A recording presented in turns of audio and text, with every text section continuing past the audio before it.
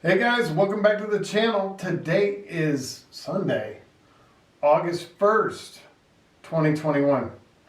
And I'm excited to get to the news today because there's a lot of big things happening. I'm sure all of you know that the rent moratoriums are coming to an end. And how that all is going to play out, we're entering some really interesting months here at the tail end of 2021. But without further ado, I'm going to get you to start that 10-minute timer right away so we can just keep it real short and sweet today and give you just the nuts and bolts of what's going on.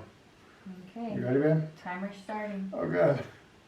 Oh, okay, perfect. Listen, before we get into the items that I want to talk about today, we're just figuring this out. We're just figuring this channel out. So bear with us as we kind of pivot and try new things and test the waters with our big toe and try to figure out how exactly we're going to shape and mold the channel. But I really do appreciate everybody that tunes in every week to see our silly updates and also trying to stay informed on, what's going on without, it's just stuff you don't see on our, on the major channels. At least they don't highlight the important stuff. All I'm seeing right now is, things that aren't important, like Olympians that are a disappointment or some other crap, that just is really insignificant, in my opinion. I just read an article today, our sports distracting everyone from the real news. And I think it is. Yeah, I agree with you. I agree with you 100%. Not that I have anything against sports. We both are, pretty active, although you wouldn't look at my physique and think that's an athlete. But I do golf, so there's that. Look, I've already wasted so much time. Okay, Yeah. So let's get right to the first article. So last week we kind of were focused on, hey, the winds are changing in the housing market, and again, more evidence that kind of backs up the narrative. Not that we need that narrative backed up by CNBC, but here it is. Pending home sales drop in June, more evidence of a housing turnaround. And I really think that we're starting to see this on multiple levels in multiple states. All real estate is local, but there's really big signs that things are changing in the housing market. One of those signs is mortgage availability. Like, what's going on with mortgage availability? Is it easy to get a loan right now? Is it hard to get a loan? Let's look at the next clip here, babe. So this is the Mortgage Bankers Association. They do a survey, a monthly survey, and find out, what the credit availability is for mortgages. And this is month by month. If you scroll down just a little bit, babe. Oh, too far. There, I'm trying to leave it. There you go. Okay, so you can see this goes back to 2011 when it was really, really difficult to get a mortgage. And then obviously you could see the health crisis there and the dramatic drop off. And then we start to see right around, January of 2020, things start to go up again. Like you start to see that momentum up where mortgages were getting a little bit easier to obtain. And right now, you can see a steady drop.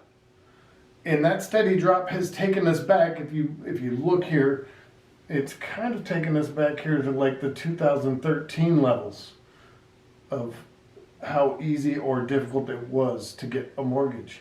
I think what's going on here is that banks know what's going on. Banks aren't stupid. Like, they know homes are overvalued.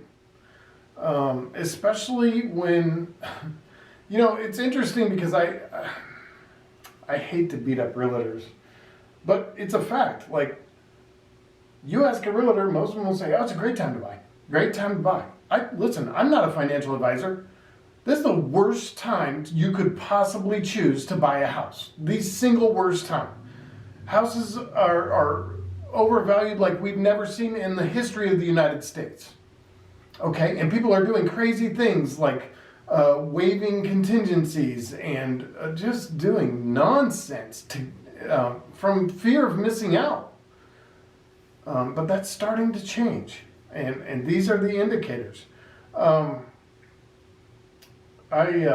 really do think that there's going to be an effect on real estate when, oh God, why'd you touch that? You made me nervous. I was like, dang, time's already up. There's going to be an effect on real estate when the forbearance, actually, we start to see that first wave of forbearance. I think the forbearance is going to maybe not crash the market, but I think it'll make a significant change. You won't see these hyperinflated home prices. There's going to be a reckoning coming. Would you say it's a good time to buy a house? I do not think it's a good time to buy a house. Mm. There's over 1.7 million households in forbearance, and it's coming to an end real soon. And so are the foreclosure evictions. Those might be coming. Okay, so the eviction moratoriums, they ended yesterday, okay? But here's the thing, is like usually people get 30 days after that. So, and courts are gonna be backed up with a lot of this stuff, depending on, and different states are doing different things, like New York, California, Maryland, all these states are doing supplemental aid using federal funding. So it varies depending on state to state how those eviction moratoriums are going to play out. But 6 months from now, 8 months from now, this market is going to look a lot different. That's what I think. Yeah, they're also flooding the market with new homes. Yeah. Every road we drive down around here, there's new homes being built by the hundreds. It's Yeah. crazy. Arizona is up 15% in new builds year over year. 15% in new builds year over year. It's significant. We were usually at like pre-sickness, we were at 4% year over year. We're at 15%. Okay, next, I'm trying to move through it because we're gonna, oh, here it is. Look at that. U.S. states brace for avalanche of evictions as federal moratorium ends.